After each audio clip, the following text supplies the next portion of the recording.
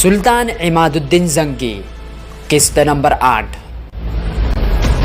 خلیفہ بغداد کے حکم پر عماد الدین زنگی نے بصرہ پر قابض دیبس پر حملہ ور ہو کر اسے بصرہ سے مار بھگایا تھا۔ آج کے اس ویڈیو میں ہم آپ کو بتائیں گے عیسائیوں کے ساتھ مل کر دیبس نے مسلمانوں کے کون سے علاقے پر حملہ کیا، کیا وہ اس میں کامیاب رہا؟ دیبس نے اب کون سے سلجوقی حکمران کو اپنی سازش کا نشانہ بناتے ہوئے بغاوت پر اتارا؟ سلطان محمود نے کیوں بغداد کی طرف لشکر کشی کی؟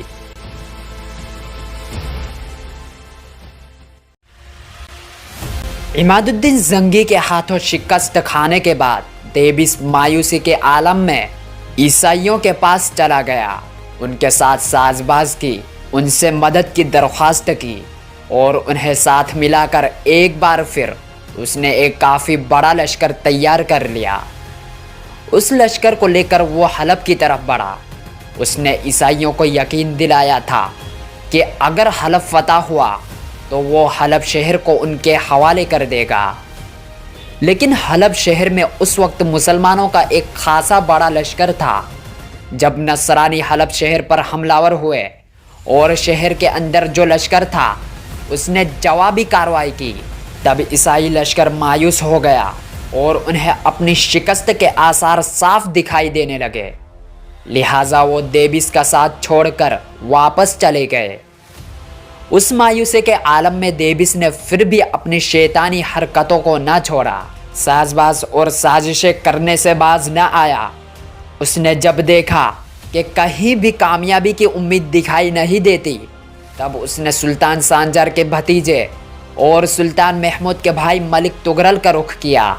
ملک تغرل اس وقت سامرا میں مقیم تھا، اس لیے کہ وہ سامرا اور زنجان کا والی تھا۔ دیبس نے بڑی تیز ترار طبیعت پائی تھی، بڑا باطنی اور چرب زبان تھا۔ اپنے انہی اوصاف سے کام لیتے ہوئے اس نے تغرل کو اپنے سانچے میں ڈھال لیا اور اسے لالچ دیا کہ اگر تغرل دیبس کا ساتھ دے تو وہ عراق پر اس کا قبضہ کرا دے گا۔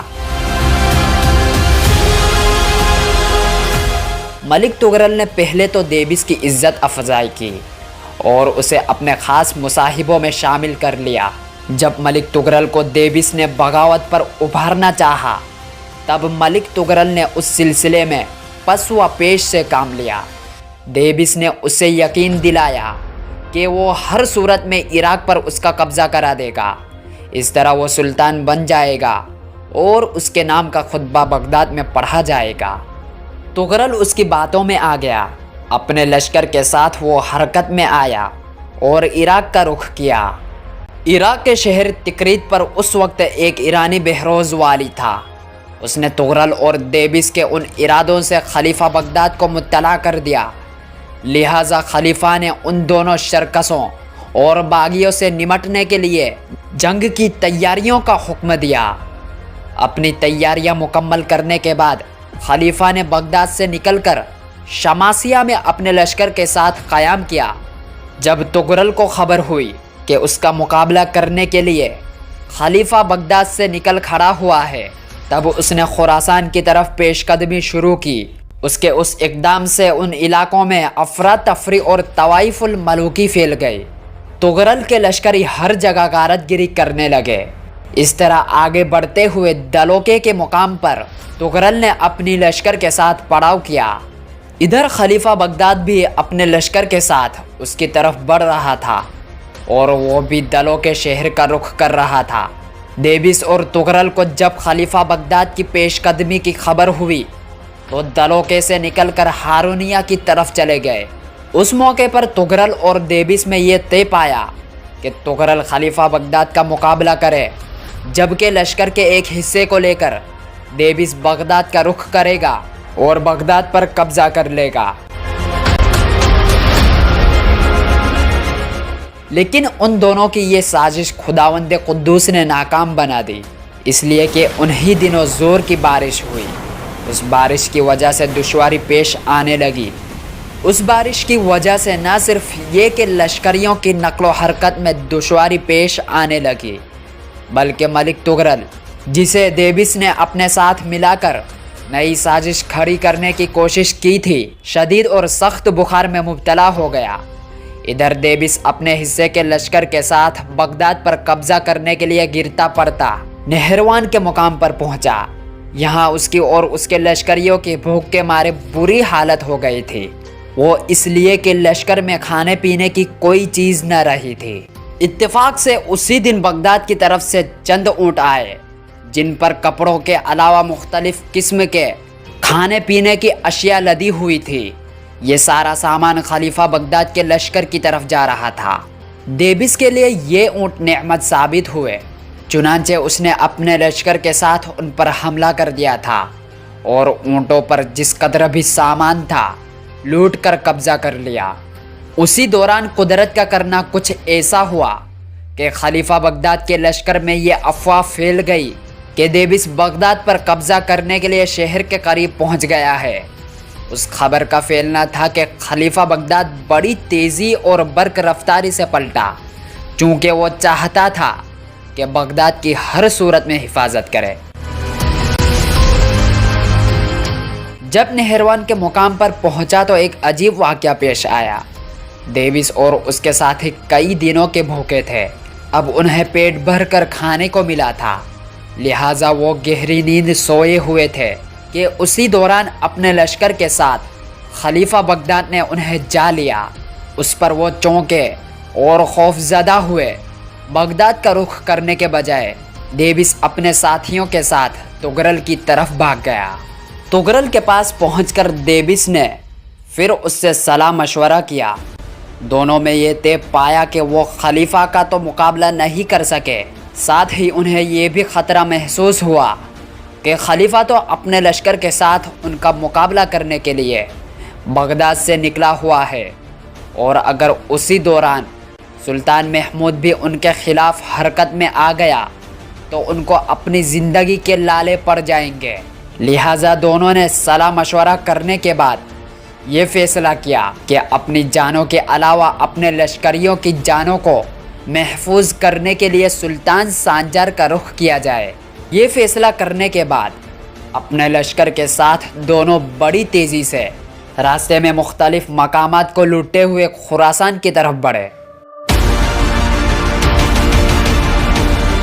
इस कदर दाखिल बहरान पैदा होने के बावजूद भी आलम इस्लाम की बदकिस्मती में कमी न आई। वो इसलिए कि उसी दौरान खलीफा बगदाद और बगदाद के शहर कोतवाल के दरमियान गलत फहमियाँ पैदा हो गई।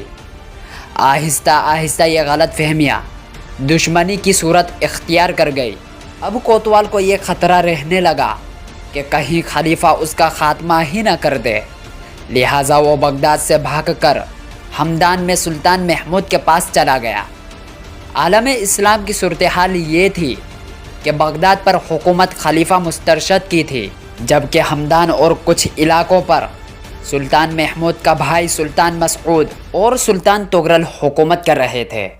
इस तरह मुसलमानों की अजीम सल्तनत छोटे छोटे हुक्मरानों में बट जाने की वजह से कमज़ोर हो चुकी थी, और ये हुक्मरान आपस की खाना जंगियों को तर्क ना करने पर बज़िद थे। बहरहाल कोतवाल भागकर जब सुल्तान महमूद के पास हमदान पहुंचा तो उसने खलीफा बगदाद के ख़िलाफ़ सुल्तान महमूद के कान भरे। उसने सुल्तान महमूद से कहा कि खलीफा अपने लश्कर में दिन ब दिन इजाफ़ा करता जा रहा है, क्योंकि बगदाद में आपके नाम का खुतबा पढ़ा जा रहा है, और अगर खलीफा ने अपना लश्कर मज़ीद बढ़ा लिया और ताकत व क़ुव्वत पकड़ ली तो फिर आप पर हमलावर होकर आपका ख़ात्मा करके आपके इलाकों पर भी काबिज़ हो जाएगा। सुल्तान महमूद उसकी बातों में आ गया, लिहाजा अपने लश्कर को लेकर वो बगदाद की तरफ बढ़ा। जब वो बगदाद के करीब पहुंचा और बगदाद के खलीफा को उसकी आमद की इत्तला हुई तो उसने उसके पास पैगाम भेजा कि पहले ही डेविस की बार बार की सरकशी और बगावत ने मुल्क के हालात ख़राब कर रखे हैं, लिहाजा तुम भी एक नया तनाज़ा खड़ा करने के बजाय बेहतर यही है कि वापस अपने इलाकों की तरफ चले जाए। हाँ, अगर तुम्हें किसी रकम की ज़रूरत हो तो मैं तुम्हें देने के लिए तैयार हूँ, خلیفہ کے اس پیغام سے سلطان محمود کے شکوک کو مزید تقویت پہنچی اور وہ بغداد کی طرف بڑھا۔ ادھر خلیفہ بغداد نے ناراض ہو کر بغداد کے مغربی ساحل کو اس اعلان کے ساتھ عبور کیا کہ اگر سلطان محمود نے ذرا بھی قدم آگے بڑھایا تو وہ بغداد چھوڑ کر چلا جائے گا، پھر جو حالات نمودار ہوں گے اس کی ذمہ داری سلطان محمود پر ہوگی۔ یہ صورتحال دیکھتے ہی سلطان محمود نے خلیفہ سے گزارش کی کہ وہ واپس بغداد آ جائے۔ خلیفہ نے آنے سے انکار کر دیا۔ سلطان محمود غضبناک ہو کر بغداد کی طرف بڑھا۔ خلیفہ بغداد مغربی ساحل پر کھڑا رہا اور اپنے ایک خادم کو، نام جس کا عفیف تھا، جو لشکر میں ایک اچھا سالار بھی تھا، اسے ایک لشکر مہیا کیا اور سلطان محمود کا مقابلہ کرنے کے لیے روانہ کیا۔ عفیف ایک بہادر اور جواں مرد آدمی تھا، لیکن وہ مسلمانوں کی اس خانہ جنگی میں حصہ بھی نہیں لینا چاہتا تھا، لیکن چونکہ خلیفہ کا حکم تھا لہٰذا لشکر لے کر سلطان محمود کی طرف بڑھا۔ سلطان محمود کو جب خبر ہوئی کہ خلیفہ کا سالار عفیف ایک بڑا لشکر لے کر اس پر حملہ آور ہونے کے لیے پیش قدمی کر رہا ہے، تب اس نے تیز رفتار قاصد عماد الدین زنگی کی طرف بھجوائے اور اس کو اپنی مدد کے لیے بلایا۔